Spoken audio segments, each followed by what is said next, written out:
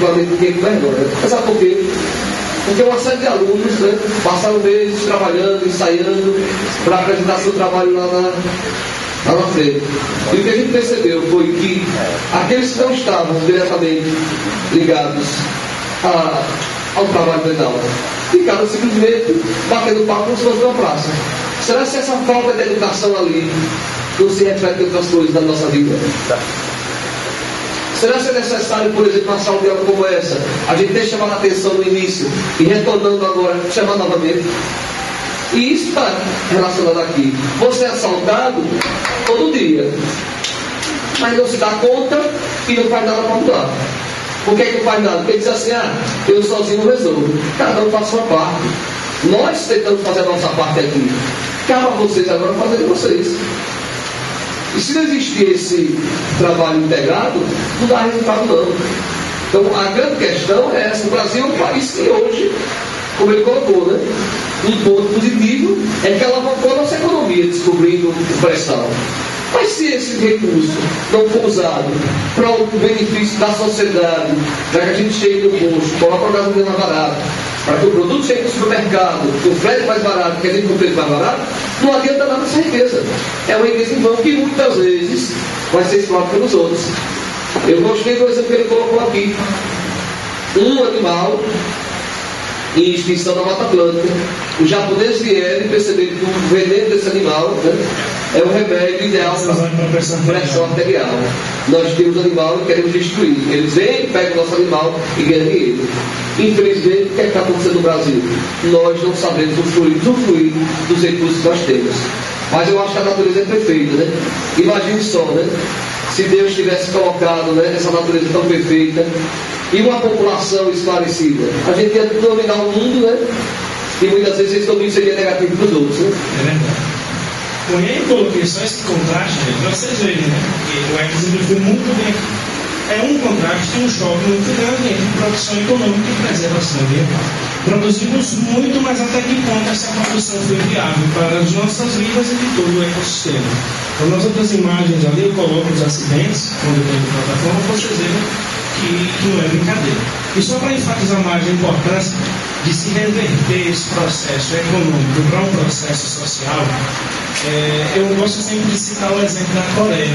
Eu acho que é um exemplo que bate na cabeça de todo mundo e faz a gente refletir um pouco a importância da educação. E quando eu falo de educação, não apenas aquela que a gente tem na escola, mas o eixo que a gente tem na educação na sociedade, na família e na escola. A Coreia, quando o socialismo caiu, né, a União Soviética, arrasaram o país. E tem um índice, que é um dos, que é o PISA, que mede a qualidade da educação associada ao IDH, que é o Índice de Desenvolvimento Humano. Existe um ranking de 57 países, o Brasil está nesse meio, que analisa a qualidade de vida associada à qualidade da educação. A Coreia, quando no início da década está arrasado, não tinha nem para comprar uma sardinha para comer com farinha. Hoje, nós temos nesse ranking de 57 países, o Brasil é o 53º, a Coreia é o 3º colocado. O que a Coreia fez dentro de 20 e poucos anos que nós ainda não fizemos? Investir em educação, em qualificação profissional, em formação e valorização do professor, por exemplo, né? E um indivíduo que sai do ensino médio sai também já formado com cursos técnicos para poder atuar no mercado coreano. O IDEB nos revelou agora que 65% dos alunos que saem do ensino médio, sejam eles de escola pública ou particular, são analfabetos funcionais. Sabem ler, sabem escrever, mas não sabem interpretar o texto. Como fazer isso com a prova do Enem, que é só interpretação de texto? Né? O próprio Josué, que é o reitor da Universidade Federal do Sergipe, disse isso de uma forma mais bonita. Ele disse, olha, nós não vamos aderir ao SISU, que é o Sistema de Seleção Unificado, porque senão 20% das vagas iam ser restar para os sergipanos. Em outras palavras, o próprio reitor da Universidade Federal do Sergipe admite que a pontuação vai ser tão baixa que nós vamos perder vagas para os outros estados e vai sobrar 20% aqui para a gente. Então, esse investimento econômico também agora tem que se materializar em investimento social, que é o que o Ayrton colocou aqui muito bem. Então, é essa contradição que a gente encontra aí quando fala do petróleo. Né? Agora eu vou... Mas só colocando, né, fazendo uma colocação lá, eu acho que o que aconteceu também no mundo foi a inversão de valores, né? Qual o valor que a gente tem quando éramos crianças? Será que são os valores que as crianças hoje têm? Você vê uma criança de 10 anos, filho de um pobre, assalariado, numa escola pública, se ela tiver um celular no bolso, ela está feliz, para ela está uma realização. Ela prefere um celular no bolso do que, por exemplo, um sapato para ir para a escola digno. Então a sociedade ela evolui, mas infelizmente, principalmente no nosso mundo desenvolvido, qual foi a grande questão? A alienação é muito grande. A gente acha que tem algumas coisas na vida que são fundamentais. E o que a gente considera fundamental não é fundamental. Vocês estão aqui na sala de aula hoje. E eu acredito particularmente o seguinte: muito mais uma propaganda no sentido de ser uma coisa nova. 4 professores, né? 4 disciplinas, é interessante, é. Mas eu não sei se a questão que mais atraiu foi de fato a importância de se estudar, a necessidade de se estudar. E se vocês observassem isso como importância, vocês agiam dessa forma, participavam dessa forma todos os dias. Mas aquela aula, aquele professor não é interessante. Muitas vezes não é interessante porque você não quer que se torne interessante. Force, cobre, exija do professor, para você não ver com mais vontade. Então tem coisas que ele tem que esclarecer, em determinados países, se comparam com o nosso, a verdade é essa. Nós não temos os valores corretos que deveríamos ter. A sociedade se corrompeu, se alienou e isso, de certa forma, é negativo. Só para a gente começar essa parte de termoelétrica, dá um exemplo aqui sobre a questão da mão de obra qualificada que eu estava discutindo aqui, biologia e geografia. Para quem não sabe, eu faço geologia na UFS, então trabalho um pouco com essa questão do petróleo. Eu tenho um colega que é geólogo, se aposentou, começou a trabalhar de novo na Petrobras, fazendo um serviço específico, e os chefes dele no setor eram todos ou iranianos ou ingleses. O que aconteceu? Chegou uma hora em que o pessoal, a chefia daqui decidiu que ele, junto com outros, também estavam aposentados e voltaram a trabalhar por falta de qualificação da mão de obra, deveriam ficar e que o pessoal dos estrangeiros deveriam treinar eles para que eles tomassem o seu lugar. Então vejam que o fato de não ter mão de obra qualificada faz com que pessoas que se aposentaram já voltam ao mercado de trabalho justamente por falta de qualificação. Né? Então isso, em parte, na geologia é um pouco comum, inclusive. Pessoal, eu vou voltar um pouquinho aqui alguns slides, só para mostrar uma coisa a vocês no slide que a gente viu lá com o Anderson. Aquele esqueminha básico da questão do metano. Vocês viram que quando ele explicou tudo isso aqui, ele mostrou uma reação química aqui com o metano, né, que gera liberação de gás carbônico nisso. E eu tinha aqui uma termoelétrica ligada a essa usina aqui. Né? Por que isso acontece? Porque fica prático, eu já tenho combustível aqui para gerar, né? Eu tenho combustível para gerar essa energia elétrica aqui. Né? O que o Ayrton falou com relação ao combustível gerado é verdade. Eu não preciso, eu não posso, quer dizer, trazer uma hidrelétrica para cá porque o rio não pode ser desviado para essa região. Uma termoelétrica é só trazer o combustível. Mas fica muito mais simples, claro, quando vocês colocam uma usina termoelétrica próximo, né, da zona onde esse combustível é explorado, do carvão, onde assim vai. Ok? Então, com relação à usina termoelétrica, voltando aqui, é uma usina que, em relação à hidrelétrica, ela tem um rendimento baixo.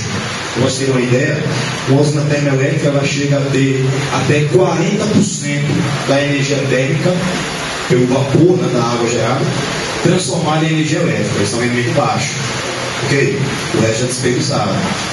Outra coisa importante, quando a gente fala em usina termoelétrica, como por exemplo, no Rio de Janeiro, na região do Duque de Caxias, nós temos uma usina lá, movida a gás natural, que é a Termorio. Tem mais ou menos 1.040 megawatts de potencial de geração. Tá? É uma usina de termoelétrica. A gente, quando fala em usina termoelétrica, a gente só pensa em carvão, basicamente. Né? Mas carvão não é o combustível que gera energia elétrica através de termoelétrica. Nós temos usinas termoelétricas, além do carvão, claro. Nós temos nuclear, eu posso gerar com energia nuclear também. Gás natural, também posso fazer isso. Óleo, e assim por diante. Ok? Então, aqui nós temos o nosso esqueminha, né, da usina termoelétrica. Nós temos um bombeamento da água nessa região aqui, que é uma caldeira. Notem que a pressão, e claro, você lembra que pressão e temperatura, né, considerando um volume constante, são diretamente proporcionais, é isso?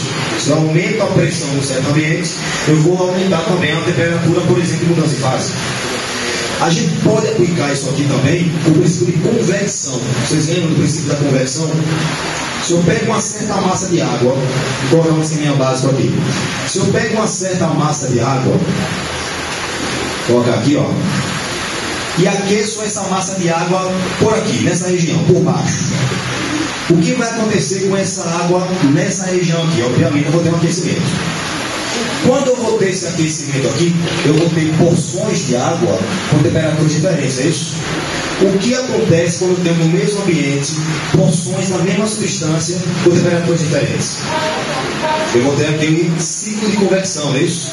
Porque o que está mais aquecido faz o quê? Sobe, né? E obriga, claro, que é mais denso, mais frio a descer. Então, ao fazer o aquecimento dessa água aqui, ela vai automaticamente subir, né? A parte que desceu vai encontrar essa chama aqui, vai ser aquecida, e aí eu vou ter esse fluxo, né? Esse fluxo de convecção, esse ciclo de convecção, que compete de maneiras repetidas, já que cada porção de água é aquecida de maneira continuada, várias vezes. Tudo bem. Vamos para cá então. Aqui nós temos uma bomba que vai trazer essa água com uma grande pressão e automaticamente a grande temperatura. Aqui nós temos as bases do combustível, pode ser o carvão, por exemplo, né? Essa água vai ser aquecida, vai passar para essa parte aqui que a gente chama de vaporizador. O vaporizador, o próprio nome já diz. A água vai atingir a temperatura de ebulição, consequência, passa para a fase gasosa, vira vapor de água. Só para lembrar vocês, não pode esquecer, aqui não vira gás água, apesar de ser gasoso, vira vapor de água. E aí esse vapor de água vai chegar lá na turbina. Olha lá, chegou na turbina, chegou no gerador, o que é que eu vou ter aqui? Transformação de energia o quê? Nesse caso, a energia térmica, né, vai transformar-se em energia elétrica, ok? Veja que esse vapor que acionou as turbinas, gerando energia eletromagnética, tudo isso que você já conhece, ela pode ter dois destinos. Ela pode ou ser liberada no meio externo, ou pode passar por um condensador. No condensador, o que vai acontecer aqui? Esse vapor de água vai ser resfriado, claro. Você tem um outro duto aqui, ó, onde eu tenho água com menor temperatura, aí eu tenho um princípio de calorimetria, é isso? Você tem dois corpos com temperaturas diferentes, e aí o que vai acontecer? O corpo que tiver menor temperatura, ele vai perder ou receber calor? Que tem menor temperatura recebe calor, né? Do corpo, claro, que tem maior temperatura.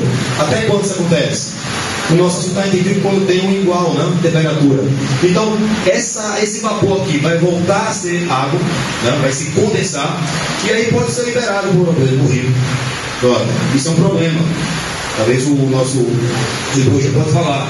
Porque, como essa água aqui, ela pode ter uma temperatura maior que a temperatura do rio, isso pode causar problemas ambientais. Ok? Outra coisa interessante que a gente frisar aqui. Nós temos aqui essa torre de resfriamento. Essas torres, elas podem chegar até 300 metros de altura aqui. Ela tem uma característica interessante. Daqui nós temos vários resíduos e cinzas que podem sair dali. Então, veja que a gente pode, através daquele tubo ali, gerar alimentação para um outro gerador, sem necessariamente diminuir a eficiência dessas unidades elétricas. Inclusive, isso que eu falei agora já caiu na prova do Enem. Tem uma questão aí que fala exatamente sobre isso. Ok? Então, Calma. É a cadeira que é. Só aqui, pessoal, tem um grande problema. Que aí também é um caso para a gente falar em biologia. Aqui eu tenho liberação de gás carbônico. O efeito de estufa aqui ele é efetuado. Aqui nós temos também produção de gases que produzem chuva ácida. E aí também eu antes falava com vocês. Né? Então, notem que a usina termoelétrica, ela tem a vantagem, né? Por exemplo, a vantagem de você poder colocar, entre aspas, em qualquer região, é só ter o combustível para fornecer o calor para esse material, mas ao mesmo tempo, ele torna-se mais poluente, né, com relação à usina, por exemplo, a usina elétrica. Ok? Claro, com um rendimento menor, o custo aqui, relativamente, né, vai ser um valor basicamente alto.